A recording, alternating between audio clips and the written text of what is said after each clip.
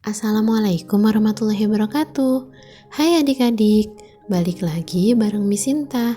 Hari ini kita akan membahas latihan soal penilaian akhir tahun yang disebut juga UKK ataupun PAS semester 2. Hari ini yang akan kita bahas adalah pelajaran ilmu pengetahuan sosial kelas 8 SMP. Sudah siap semua? Sekarang kita langsung masuk soal yang pertama. Pernyataan yang paling tepat yang mengakibatkan munculnya aktivitas perdagangan adalah A. Adanya kelebihan devisa negara, B. Adanya permintaan dan penawaran akan produk tertentu, C. Adanya masyarakat yang terkena busung lapar, D. Adanya kelebihan produksi barang dan jasa. Jawabannya adalah B. Jadi, adanya perdagangan karena ada yang membutuhkan barang. Jadi ada permintaan dan ada juga penawaran dari produsen akan produk tertentu. Ada yang minta, ada yang jual. Terjadilah perdagangan. 2. Berikut ini merupakan peran pelaku ekonomi dalam perekonomian. 1. Sebagai konsumen, 2. Pengguna faktor produksi, 3. Sebagai penyedia faktor produksi, 4. Pelaku perdagangan internasional. Peran rumah tangga konsumen ditunjukkan pada adik-adik, jadi pelaku ekonomi itu ada rumah tangga konsumen, di sini RTK, kemudian ada pemerintah, juga ada rumah tangga produsen atau RTP. Nah, rumah tangga konsumen ini perannya adalah 1 dan 3. Pertama, dia sebagai konsumen kemudian dia juga menyediakan faktor produksi seperti tanah, tenaga kerja, modal, ataupun kewirausahaan.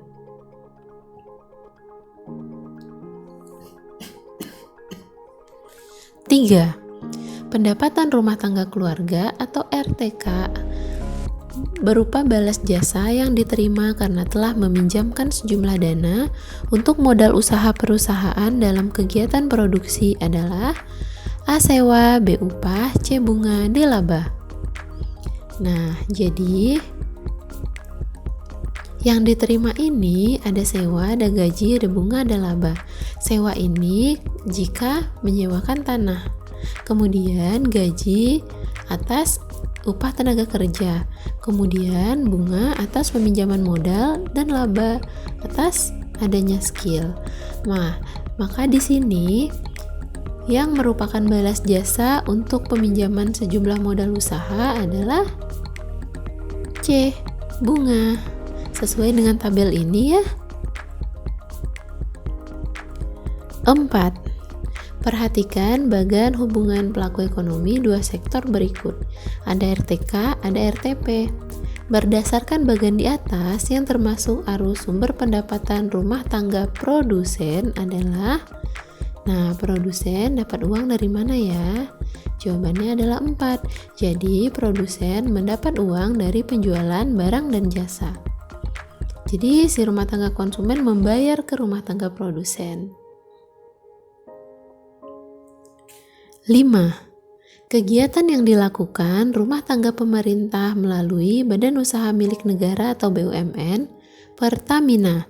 Dalam hal ini, peran pemerintah sebagai di sini kan pemerintahnya kan jadi BUMN nih. Maka di sini pemerintah sebagai produsen karena yang memproduksi minyak yang dijual oleh Pertamina. 6. Perdagangan antar daerah akan terjadi jika ada produk yang diperdagangkan. Hal yang menjadi tujuan perdagangan antar daerah adalah A. Meningkatkan produktivitas, B. Memperluas kesempatan kerja bagi masyarakat, C. Menyediakan alternatif alat pemuas kebutuhan, D. Memperoleh keuntungan dan memperluas jangkauan pasar. Nah, jawabannya adalah perdagangan antar daerah ini ada untuk memperoleh keuntungan dan juga untuk memperluas jangkauan pasar. Jadi antar daerah kan maksudnya kan ke daerah lain juga. Semakin banyak daerah yang dijangkau, maka akan semakin besar juga kemungkinan untuk memperoleh keuntungan.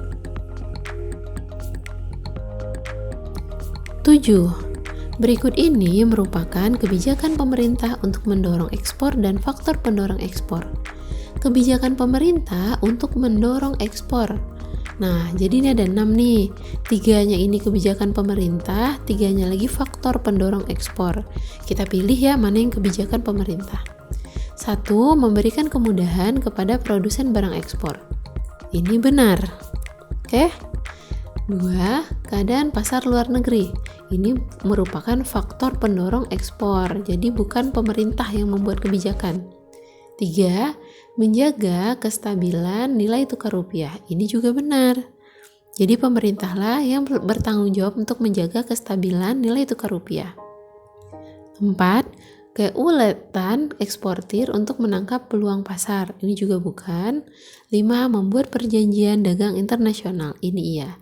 Maka, yang merupakan kebijakan pemerintah ternyata adalah 1, 3, dan 5. Jawabannya B.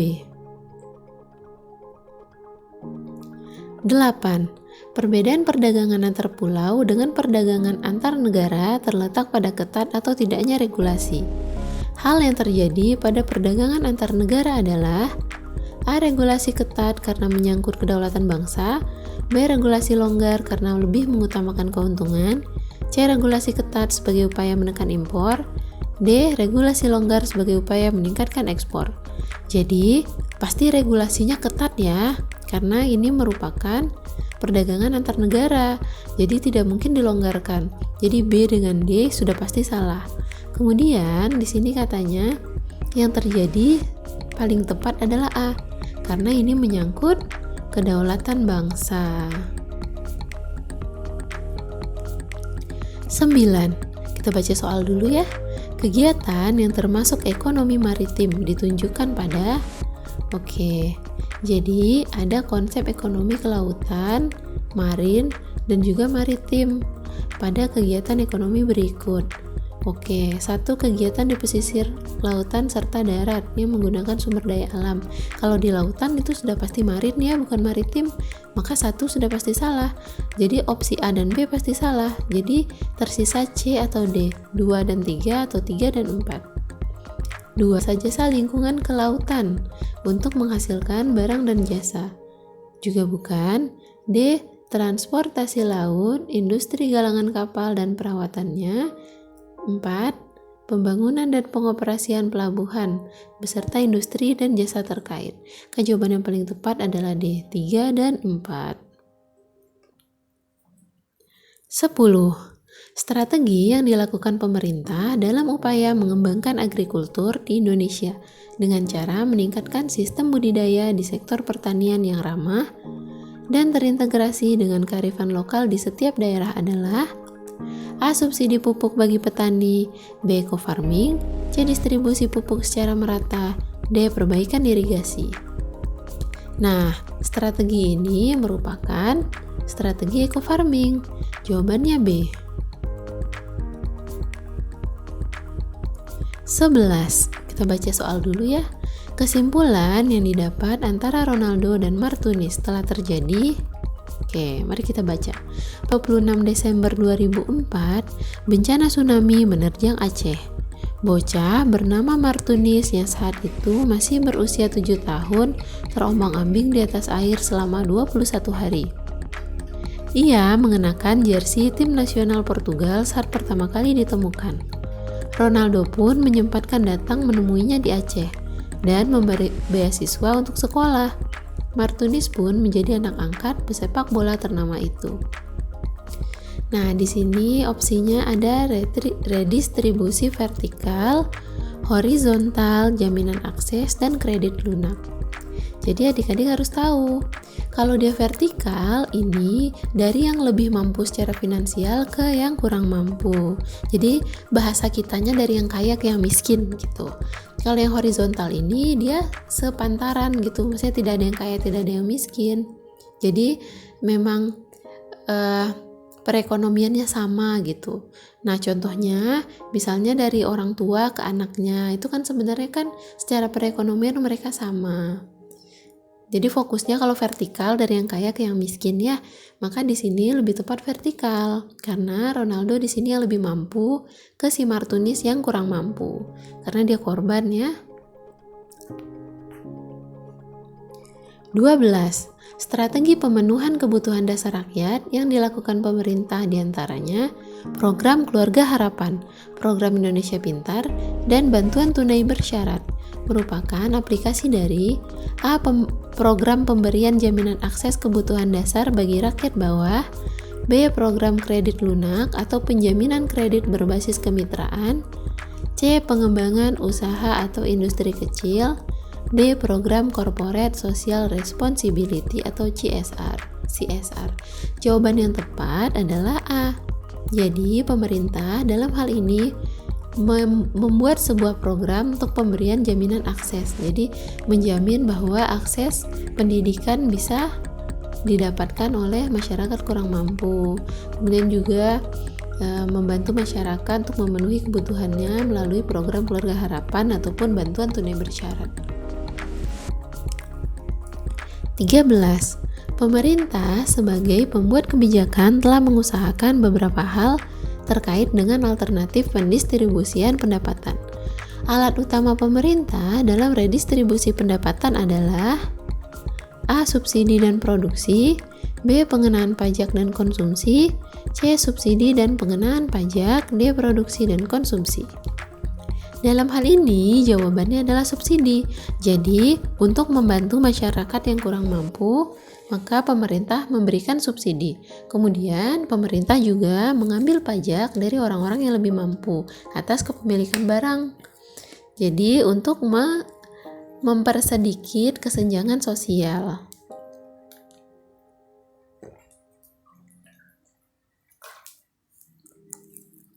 14.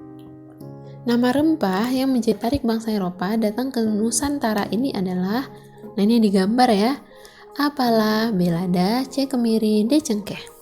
Adik-adik tahu tidak ini apa? Nah ini adalah gambar dari cengkeh. Mungkin kalau cengkeh segar kayak gini yang masih di pohon adik-adik kurang familiar ya, kurang kenal. Tapi kalau bentuknya sudah kering begini, adik-adik tahu tidak? Ini yang biasa ada di atas nastar loh. Adik-adik kalau makan nastar suka yang ada cengkehnya atau yang nastar polos. Ini namanya cengkeh ya. 15. Semangat untuk membangun kembali kejayaan bangsa Eropa dengan menaklukkan bangsa-bangsa lain merupakan pendorong kedatangan bangsa Eropa dari faktor A. Good, B. Gold, C. Gospel, D. Glory. Jadi bangsa Eropa ini datang ke Indonesia membawa 3 prinsip. Ada gold, ada glory, ada gospel. Yang pertama yang dicari adalah kekayaan. Jadi gold kan artinya emas, maksudnya adalah ia untuk mencari kekayaan. Kemudian glory ini maksudnya kejayaan. Jadi dia itu dianggap berjaya gitu, dianggap berkuasa. Dan gospel untuk menyebarkan agama. Di soal ini untuk membangun kembali kejayaan, maka jawaban yang paling tepat adalah glory. D. Bagaimana? Sampai di sini adik-adik sudah paham? Ada yang kurang dimengerti? Jika ada yang adik-adik kurang dimengerti, bisa komen di bawah ya. 16. Pelaut Portugis yang pada tahun 1512 telah berhasil sampai di Maluku adalah A. Vasco da Gama, B. Bartolomeus Dias, C. Alfonso de Albuquerque, D. Antonio de Abreu. Gak tahu nih, Miss Sinta bacanya benar tidak? Namanya agak tidak familiar ya untuk mulut-mulut Indonesia seperti kita. Jawaban yang tepat di sini adalah D. Antonio de Abreu.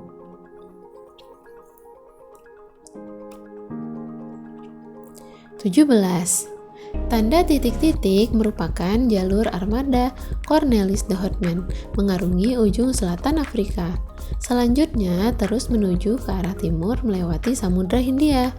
Pada tahun 1596, armada Cornelis de Houtman melalui Selat Sunda dan tiba di gambarnya sampainya di mana ya ini ya?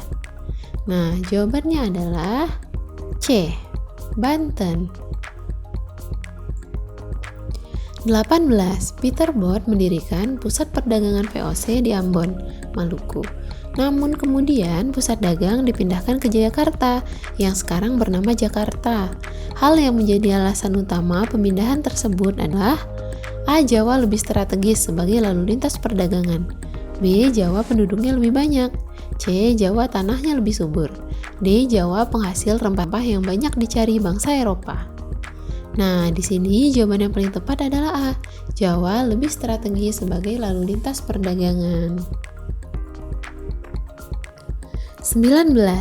Manakah fakta-fakta tersebut yang merupakan hak oktroy VOC? Nah, apa sih hak oktroy? Hak oktroy ini merupakan hak istimewa, yaitu hak paten yang diberikan pemerintah Kerajaan Belanda kepada VOC, yang isinya hak untuk memerintah di negara jajahan, hak untuk memonopoli perdagangan, hak untuk mencetak mata uang sendiri, hak untuk memiliki angkatan perang sendiri, hak untuk memiliki senjata, hak untuk mengadakan perjanjian, dan hak untuk mengumumkan perang. Nah, berarti dari opsi 1, 2, 3, dan 4, 1 mencetak dan mengedarkan uang sendiri, itu iya. 2 kerja paksa tidak. 3 memonopoli perdagangan rempah-rempah, itu iya. Maka jawabannya adalah 1 dan 3. 20. Pada tahun 1830, Johannes van den Bos menerapkan sistem tanam paksa atau kultur stelsel. Kebijakan ini diberlakukan karena Belanda menghadapi kesulitan keuangan akibat A. Perang Diponegoro, B. Perang Padri, C. Perang Aceh, D. Perang Banjar. Nah, tanam paksa ini dibuat karena Belanda menghadapi kesulitan keuangan akibat terjadinya Perang Diponegoro. Nah, adik-adik, kita telah mengerjakan 20 soal PAT atau PAS semester 2 pelajaran IPS kelas 8. Terima kasih ya telah belajar bareng Miss Sinta. Jangan lupa like, komen, subscribe, dan juga nyalakan loncengnya. Karena setelah ini Miss Sinta akan upload bagian 2-nya. Jadi sampai jumpa lagi ya di bagian 2. Bye adik-adik.